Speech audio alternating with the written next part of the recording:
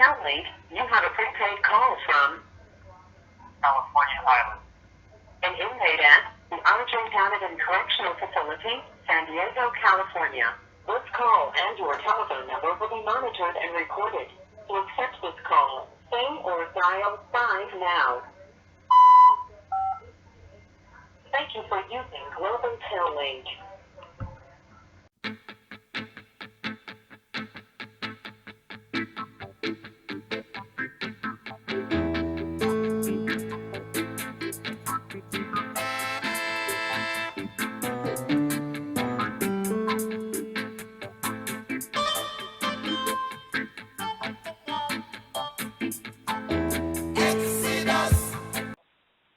Hello, and thank you for accepting my call. You are listening to the California Island Podcast, recorded over a state prison telephone and available to you for free at pensideout.org. Hello, my name is Sean Khalifa. And my name is Milton Burrell. Today's episode is on adversity. Adversity in prison, that is, where one slip of a sound mind may lead to so many ways of failure.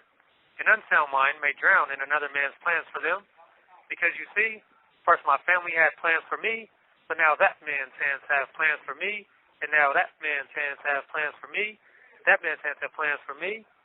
It's Sean and Milton, California Island, get ready. We share two stories of making the right decisions and staying true to self here on California Island.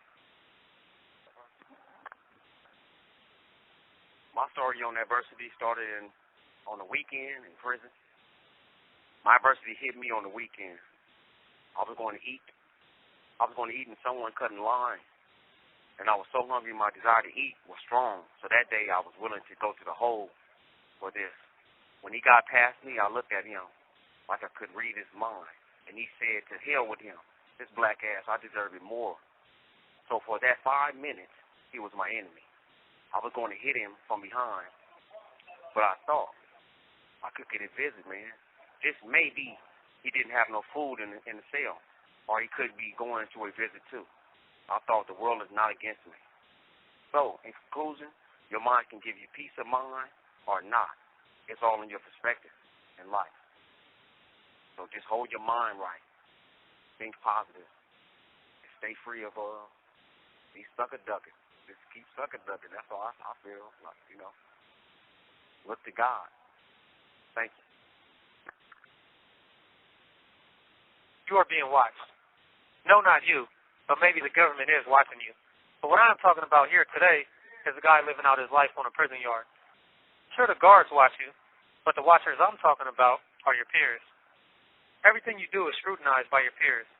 So when you step out of line, an obvious red flag is raised. When a red flag is raised, a meeting is normally held to discuss your future and possible disciplinary action. These meetings occur normally in secret, without the person in question knowing what's being decided for him. Compassion is something I learned early in my incarceration, when a meeting was held to discuss what to do with a guy who was labeled a snitch. For a Mexican or white inmate, this means you get an instant death sentence from your peers. For the far-sighted black inmates in our pod, the decision was made to let the guy roll himself up.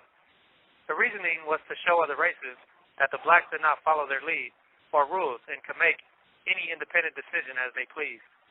This didn't mean the guy would get a pass from the next group of blacks who were to weigh his fate, but the OG from Compton who let him go in peace that day made an impression upon me. I could only hope that if a person came to me weighing another man's fate, that I would make a similar strong, compassionate decision. I got my answer a few years ago when an Asian decided to get drunk and say the N-word up and down a prison tier. An agent from that guy's part of Asia came to me for advice. I knew the prescribed answer was to go to the guy's cell and watch him get punched a few times. This solution reduces the chance of a riot taking place. Still, I knew this was my moment to be true to self. Leave him alone, was my advice.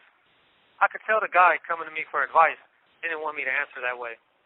He expected me to go with him for security while he beat the guy up. Knowing full well I was raising a red flag for myself, I elaborated that if the guy didn't apologize to the people he offended and wanted to keep using the N-word, then let him deal with the people he was offending by himself. You are not supposed to pass the buck for another race.